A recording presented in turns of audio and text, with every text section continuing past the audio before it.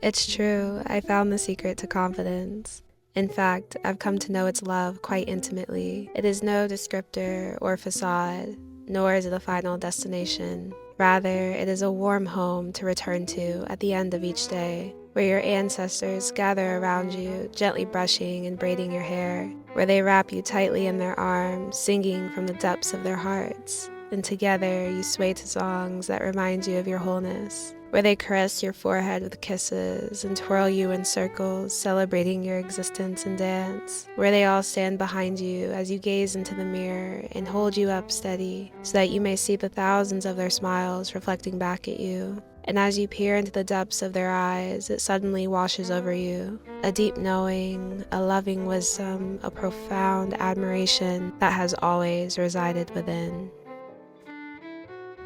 Hi, soul friends. Thank you so much for being here. I am so grateful that we get to hang out today because I felt called to chat with you about how I've created a lasting foundation of confidence in my life using very specific and special daily reminders. I feel like it's a great time to talk about this because I'm currently in my luteal phase, and if your luteal phase is anything like mine, you know it's a bit rocky over here. So what a perfect time to show up to the space and elevate together and bring these reminders into our orbit. It actually took 14 years for me to develop this strong foundation because for a long time I dealt with severe acne and hyperpigmentation. Whew, it really impacted my self-image, my self-talk, and overall confidence. At the end of it all, even though this experience was extremely painful and not fun to go through, what came out of it was such a grand self-evolution and a strong, deeply loving relationship with myself. What I learned is that confidence is not unchanging. It is something that wavers for everyone. Confidence is not a single destination. And I think a lot of time when we have conversation about confidence, it's like, oh, do these things and you will be confident all of the time. You will be a confident person. I'd like to frame this conversation more so around viewing confidence as more so a home base to return to, a place where even if something does make your confidence waver, like in my case, acne, something that comes up in your life that kind of skews your perception of yourself, how do you return back to that state of love and kindness towards yourself? In a world with such destructive societal beauty standards, I truly think it's important that we remind ourselves of our inner children and the confidence that they once had before society came in and made us feel inadequate in some way. I'm hoping that these reminders will help you dismantle that programming, but also return to that magical state of innate confidence that lives within you.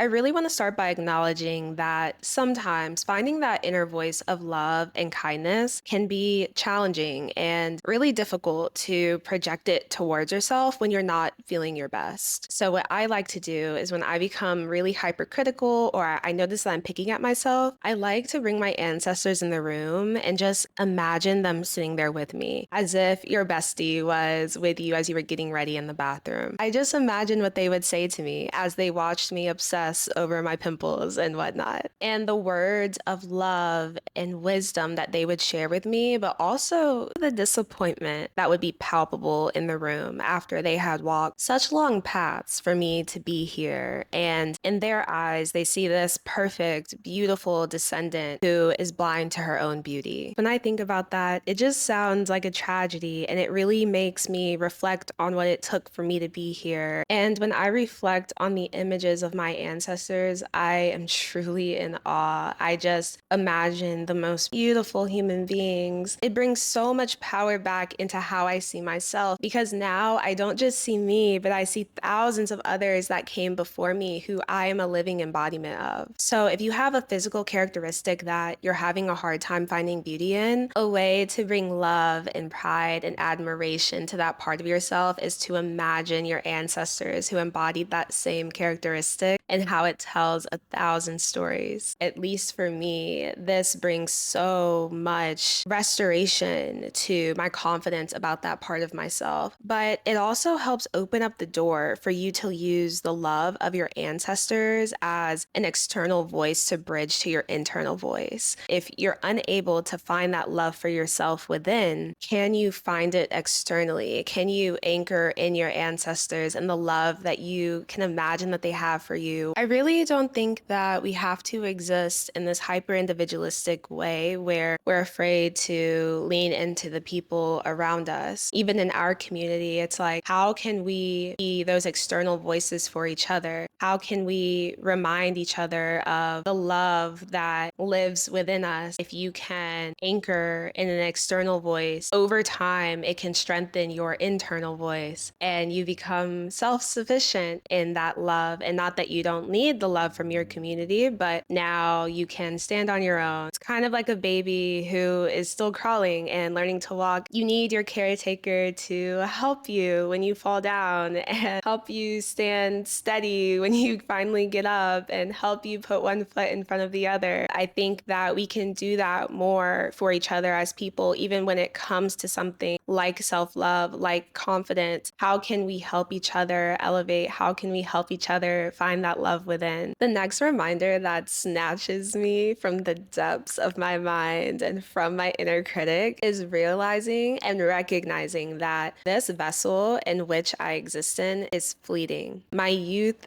is fleeting. We are fleeting. All of this is temporary. I'll never get today's version of me again because tomorrow I will be different. The next day I will be different. I always think about how when I'm 80 years old, I don't want to look back on my life and realize that I spent the entire time chasing this false idea of perfection when I was actually perfect all along. And I was just never present with the 20-year-old version of me, the 30-year-old version of me, the 40-year-old version of me. Again, it would be a tragedy to look back on my life and recognize that I had ample opportunity to love myself to the fullest, to feel confident in my skin. And now I'm elderly and wasted all of that time chasing something that had already existed. And this reminder actually really helped me when I was dealing with chronic acne because I spent most of my days focused on this very specific aspect of me. And one day I just realized that I can't waste my days away sending all of this negative energy towards my body, being angry at it for being something other than what it is right now. I'm a strong believer that being able to seek a healthy amount of self-elevation while having genuine appreciation for your body can really create this warm environment where your confidence will continuously rise and thrive. When your confidence wavers, some good questions to ask yourself are, what led me here? How did I get to this point of perceived lack? And who or what am I comparing myself to? These questions always lead me to my next reminder, which is to release these falsely programmed beauty standards and reprogram my mind to one of grace, understanding, and compassion for myself. Unfortunately, we exist in a system with unreasonable beauty standards that none of us chose to exist in the first place. Not one of us opted into this. As we grow in our soulship, one thing that you'll come to know very, very well about me is I have a strong disdain for corruptive, manipulative systems, and my entire life's work is built around dismantling said systems and instead creating these ecosystems where we can return to a more liberated state of being as a collective. But when we talk about systems, I feel like oftentimes we're referring to these external entities, but I also think it's important to look at the external systems that have actually become internal and then beginning to actively work to dismantle the programming that we never had the autonomy to choose and creating our own programming. Another really good question to ask yourself is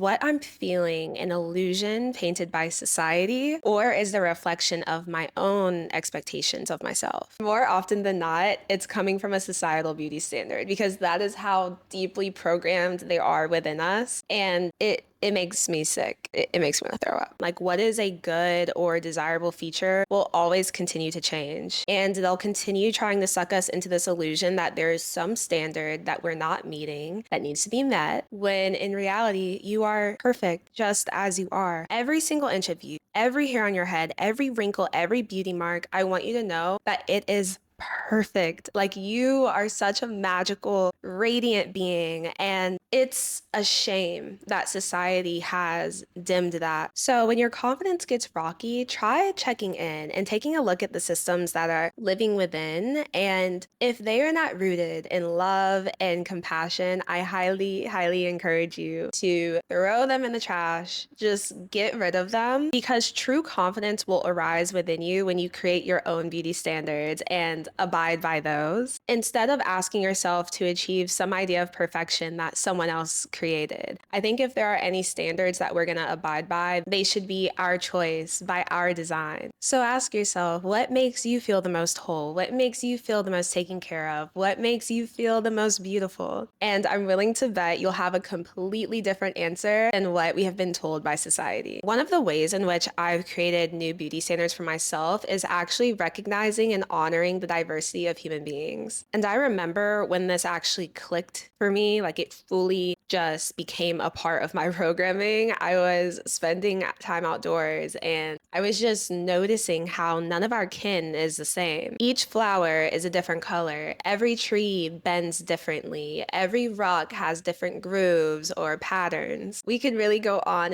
but what makes our ecosystem so beautiful and so stunning is the essence of our diversity. Nothing is meant to be the same. It is all unique in its own way. Imagine walking along a row of trees and thinking or saying, I wish this tree looked like the other one. Like, none of us have ever said that, ever. We've never said it. Why? Because we just admire the tree as it is. We acknowledge each tree for its own individual beauty. I truly wish that human beings approached themselves and each other the same way. None of us are meant to look the same. Each of us is unique and special in our own way, and your entire makeup is a miracle. No one else is you, and you are no one else, and that is what makes you so special and so cool. I just believe that our diversity is so sacred, and I wish that it would be celebrated more in unity. It's quite silly that there is this pressure to be like someone else or to embody a very specific image, all because we've simply forgotten our natural state of being. And with that being said, my next reminder is to focus on the things that you love about yourself and amplify them. For example, if you're not feeling your best, redirecting your attention to a detail about yourself that you absolutely adore or you love, opening that space to love yourself from that lens can do wonders in helping you return to that state of confidence. It's funny because in romance, it's quite romantic when someone notices the small, tiny details about you, right? It absolutely makes your heart swoon, but how often do we do that for ourselves? When was the last time that you projected love at the sparkle in your eyes or that one beauty mark that is just so perfectly placed? What's coming to mind is that saying, energy flows where attention goes. When you're unable to meet yourself in that loving, energetic state, directing your attention to things about yourself that are more easily lovable can really teach your mind to think of yourself in a more positive, gentle, and loving light. But just for the record, in my opinion, I think that your entire being is lovable. I love you wholly, even if you can't find the love within yourself. This last reminder is one of my favorites because it snatches me up so quickly every time that I remind myself this. Whenever I'm feeling down or I'm not feeling myself, I just remember that I am a divine being, that I am an embodiment of source. And what I noticed is that my harsh inner critic stopped showing up when I realized that I would never speak to the universe or source the way that I was speaking to myself. This was a complete rewiring of my brain, and from that moment forward, every time I looked into the mirror, I regarded myself with divinity.